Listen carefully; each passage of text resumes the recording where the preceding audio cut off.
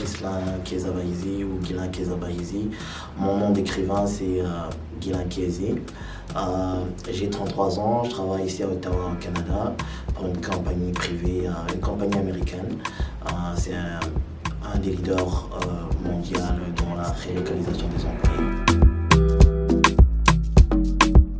Je suis né à Bujumbura, au Burundi, mais j'ai passé la plupart de mon enfance à Gitega. Et puis, avec le déménagement, nous sommes revenus au Burundi, je veux dire à Bujumbura, et plus tard, j'ai vécu en Belgique, et avant de venir au Canada. Après la Belgique, c'est là où j'ai terminé mon secondaire, je suis venu ici au Canada. Et puis, ça fait à peu près 14-15 ans que j'habite ici au Canada, toujours dans la même région, la région d'Ottawa-Gatineau. J'ai une mère, mon père est décédé il y a longtemps. J'ai un frère et 2 sœurs et je suis l'aîné de la famille. Et j'ai aussi 2 neveux. Le plus grand a 5 ans, va avoir 5 ans. Et voilà, ça c'est ma vie de famille. Je suis célibataire, pas marié. Donc j'ai fait mon primaire à l'école internationale de Gitega jusqu'au secondaire en 9e. Et puis rendu en 10e, j'ai fait ma 10e à l'école SOS à Bujumbura. Et j'ai terminé mon secondaire à Bruxelles, en Belgique. Rendu ici au Canada, j'avais déjà commencé mon bac en théologie. Malheureusement, j'ai dû arrêter. Je voulais prendre une année sabbatique, mais une année sabbatique s'est transformée en plusieurs années sabbatiques. Mais je compte recommencer en théologie toujours à l'Université Saint-Paul d'Ottawa. Quand j'étais petit, je voulais pas devenir écrivain. Je pense que c'était pas dans mes pensées.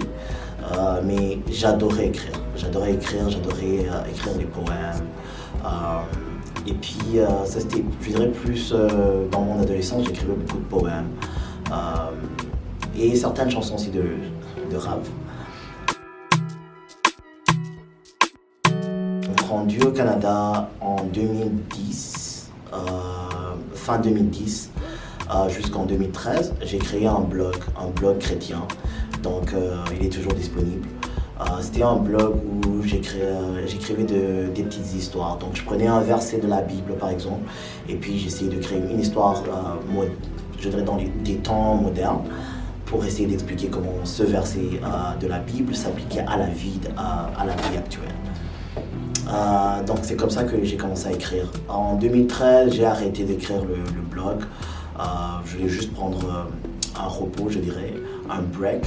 Et rendu en 2014, je me suis dit que je vais commencer à écrire encore une fois. Mais en écrivant, c'était vraiment juste, j'écrivais vraiment juste pour moi-même. Et puis je postais même pas, j'ai même pas mis ça sur le blog. Et puis c'était juste une histoire que j'avais commencé à écrire tout doucement. J'ai commencé à écrire en français, j'adore écrire en français. Une fois, j'ai déjà écrit en anglais aussi, mais c'est plus en français où je me sens plus à l'aise quand j'écris. Je trouve que la langue française, elle est complexe premièrement, et puis elle est aussi riche en mots et dans la forme, dans le fond. Donc j'adore écrire en français. J'écris plus dans la soirée et très tôt le matin. Très tôt le matin et dans la soirée, mais c'est vraiment plus, je dirais, dans la soirée. Comment j'écris, j'ai pas vraiment de... je vais pas dire que j'écris du lundi au dimanche. Non, c'est vraiment quand l'inspiration me vient, je commence à écrire. Et puis je pense dans la soirée parce que pendant toute la journée, soit je lis ou bien il y a des trucs que j'ai vus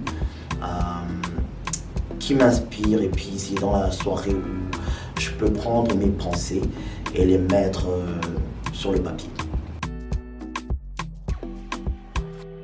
J'adore écrire sur papier, je pense que il y a une beauté quand tu couches quelque chose sur le papier. C'est vraiment beau. Et puis, une fois rendu, je dirais, à mi-chemin dans mon livre, j'ai commencé à écrire vraiment sur mon cellulaire. Donc, parce qu'il y avait des inspirations que j'avais, soit j'étais en train de marcher, ou bien j'étais dans le bus. Il y avait cette inspiration qui venait, puis c'est vraiment sur le cellulaire. J'ai commencé à écrire sur mon cellulaire et puis je transférais ça sur mon ordinateur.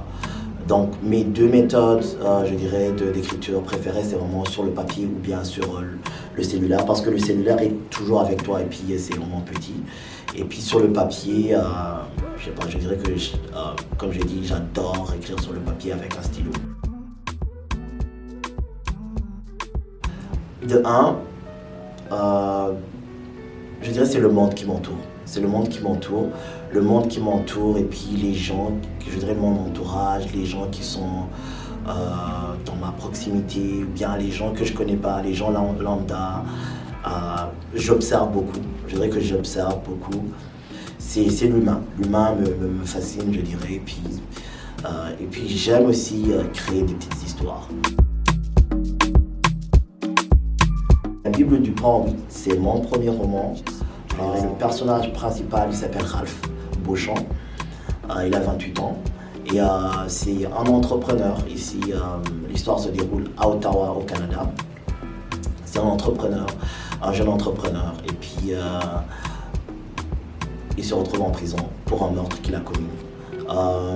Pendant qu'il est en prison, je dirais, il décide de faire une recherche, de savoir c'était qui ses parents biologiques, parce qu'il a été adopté.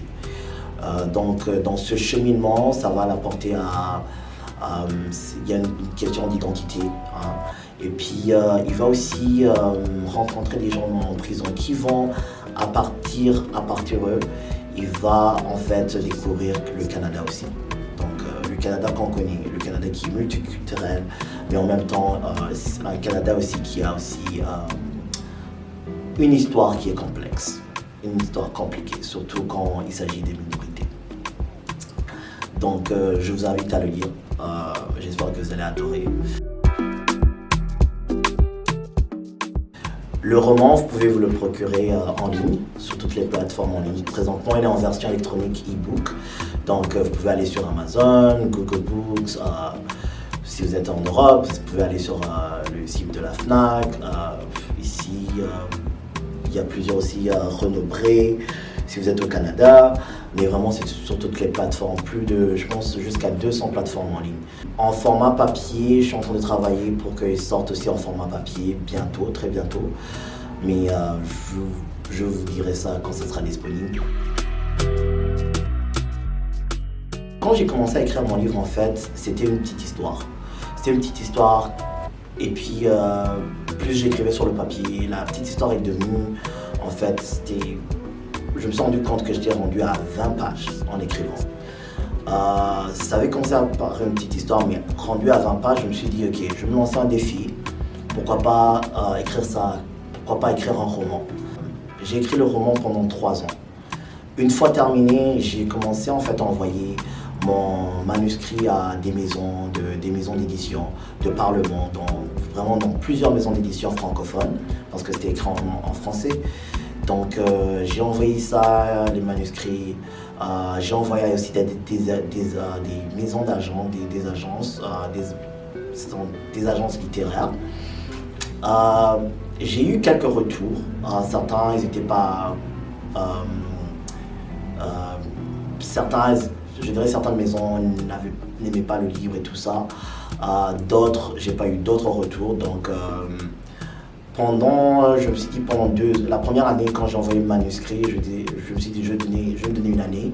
Si je reçois pas de retour, ou bien si je reçois des retours négatifs, donc je me suis dit, je vais essayer de m'auto-publier.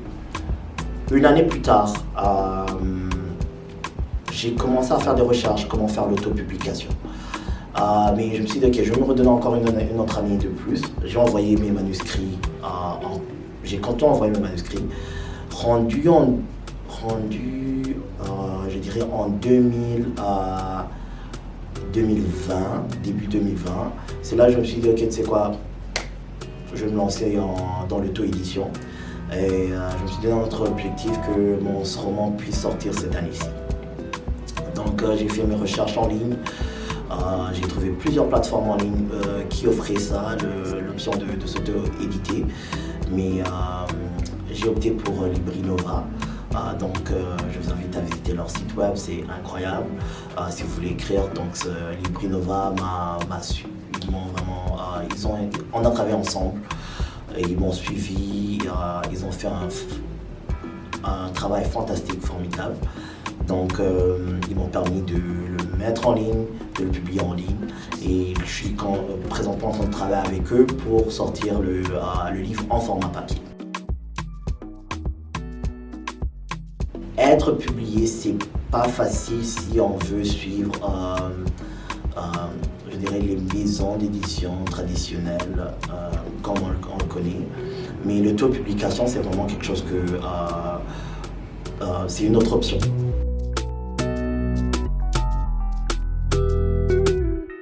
Avant la sortie de mon roman, comme j'ai dit tantôt, début 2020, je m'étais fixé de sortir le roman avant la fin de 2020.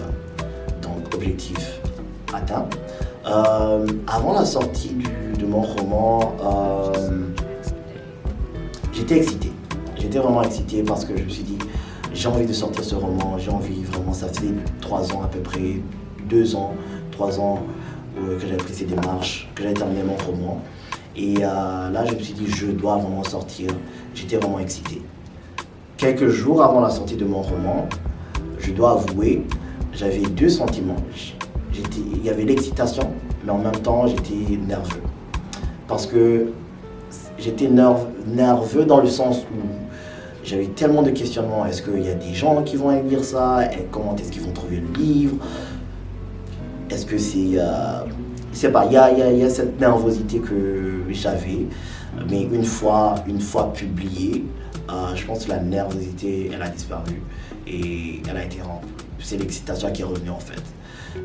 L'excitation, et puis l'excitation d'avoir accompli quelque chose, surtout que c'est mon premier roman, l'excitation d'avoir accompli quelque chose, l'excitation de voir aussi, je dirais, la communauté burundaise qui était derrière moi, l'excitation de voir aussi mes proches, mes amis, tu vois, la surprise qu'ils ont eue et qu'ils ont toujours maintenant, les gens que je rencontre, qui me connaissent pas, on se connaît, mais ils ne savaient pas que j'écrivais. Donc cette excitation, c'est vraiment une grande joie. Il y a le premier, je dirais, c'est vraiment Eric Emmanuel Schmidt, un grand auteur. Et j'adore la manière dont il écrit. Pour moi, présentement, être écrivain, c'est vraiment une passion. J'aimerais que ce soit un métier, mais bon, on va voir comment le futur s'annonce. J'aimerais vraiment faire ça en tant que métier, mais je ne veux pas vraiment, sans vous mentir, je ne veux pas rester dans une case d'écrivain. C'est un livre en fait qui a été écrit par une auteure camerounaise qui habite à New York. Et c'était son premier roman. C'est en anglais. Ça s'appelle Behold the Dreamers. Behold the Dreamers de Mboro Mboué. Donc je vous invite à lire. À part l'écriture, j'aime lire. J'aime le sport. J'aime voyager. Je pense écrire un deuxième roman. J'ai quelques histoires que j'ai déjà couchées sur le papier, mais il faut que je me fixe, il faut que je décide c'est quelle histoire que je veux continuer. Mais ça ne sera pas une suite à la Bible du Pan, ça c'est, je le sais d'avance, mais voilà, on va voir. Et j'espère que vous allez aimer le deuxième livre quand il sortira. Et voilà, merci les amis.